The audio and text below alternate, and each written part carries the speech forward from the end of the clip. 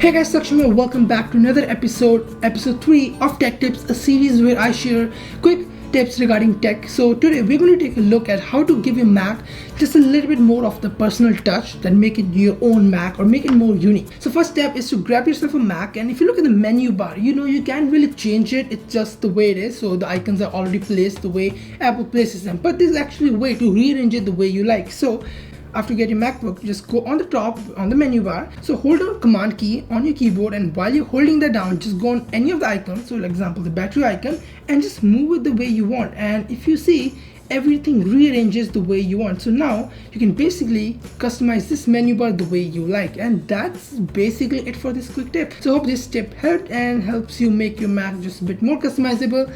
And I will see you guys next week, Thursday, with another tech tip. So like this video if you like this. If you have any questions, comments, feel free to leave them below, and subscribe, hit the bell so you get notified when I come out with the second series. See you guys later.